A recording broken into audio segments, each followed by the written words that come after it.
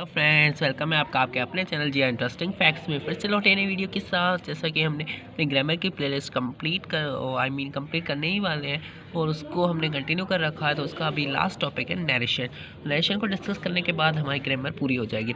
तो दोस्तों, अक्सर कर एग्जाम में हमारे पास सेक्शन सी में नरेशन बहुत आती है, खास करके फर्स्ट ईयर और सेकेंड ईयर में हमारे पास नरेशन बहुत आती है। चलिए उसको डिटेल में डिस्कस करते हैं कि नरेशन क्या होती है, उसके क्या टाइप्स होते हैं और उसके क्या रूल्स होते हैं। चलिए दोस्तों, अपना टाइम वेस्ट की वीडियो को स्टार्ट करते हैं। दोस्तों, नरेशन हम कहते हैं कि किसी भी चीज़ को हम नरेट करें, मतलब उसको किसी और को हम बताएं। तो उसके अंदर उसके हमारे पास दो टाइप्स होते हैं, या तो हम उसको डायरेक्टली भी बता सकते हैं या हम उसको इनडायरेक्टली भी बता सकते हैं। जैसे फॉर एग्जांपल हम कहते हैं कि आज बहुत ही ज़्यादा ठंड है, तो अगर हम उसको दूसरे बंदे को बता रहे हैं, जैसे कि आप में से कोई भी बताता है तो कहते हैं कि उसने कहा था कि आज बहुत ठंड है, तो यहाँ पे जो भी सब्जेक्ट था वो पूरा चेंज हो गया, उसको हमने इनडायरेक्ट में बताया है। तो मतलब हम उसको डायरेक्ट भी बता सकते हैं, इनडायरेक्ट भी बता सकते हैं।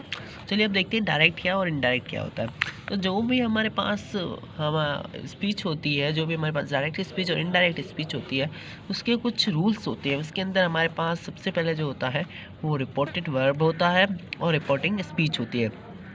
जो हमारे पास रिपोर्टेड स्पीच होती है वो उससे पहले की जाती है, मतलब कि जो रिपोर्टेड स्पीच होती है वो हमारे पास कोई भी अगर हम चीज़ कहते हैं तो उसके पहले आती है। मतलब कि अगर कोई भी कह रहा है, अगर हम बोलते हैं कि टीचर ने कहा है तो हम बोलेंगे द टीचर सेड। अगर कोई भी हमारे पास किसी इंसान ने कहा है जो कि हमारे पास मेल है तो हम कहेंगे ही सेड, अगर फीमेल है तो शी सेड। इस तरह से जो भी पहले आएगा वो रिपोर्टेड स्पीच, उसके अंदर जो उसने बात कही है उसको हम बोलेंगे रिपोर्टिंग स्पीच। चलिए एक एग्जाम्पल के तौर पर हम लिखते हैं।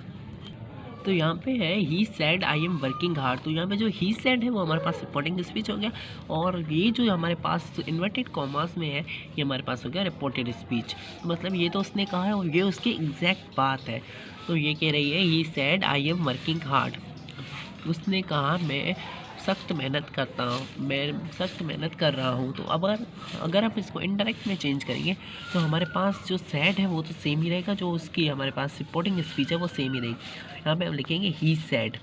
और जो टेंसेस होते हैं वो हमारे पास चेंज होते हैं। जो भी सारे प्रेजेंट टेंस होते हैं वो हमारे पास पूरे पास्ट टेंस में कन्वर्ट हो जाते हैं। जैसे कि हमारे पास फॉर एग्जांपल प्रेजेंट इंडेफिनेट है तो पास्ट इंडेफिनेट में, प्रेजेंट कंटिन्यूस है तो पास्ट कंटिन्यूस में, प्रेजेंट परफेक्ट है तो पास्ट परफेक्ट, मतलब सारे भी जो प्रेजेंट है वो पास्ट में हो जाएंगे। तो यहाँ पे है आई एम, तो आई की जगह हमारे पास हम उसको जो भी हमारे पास पहले जो रिपोर्टिंग स्पीच है उसको देखते हुए हम उसका सब्जेक्ट लगाएंगे। तो यहाँ पे आई है तो यहाँ पे हम लिख लेंगे ही। और ही लगाने से पहले जब भी हम रिपोर्टेड जो भी हमारे पास इन्वर्टेड कॉमास है, जो भी हमारे पास इन्वर्टेड कॉमास है उनको हटाने से पहले हम यहाँ पे दैट लगाएंगे।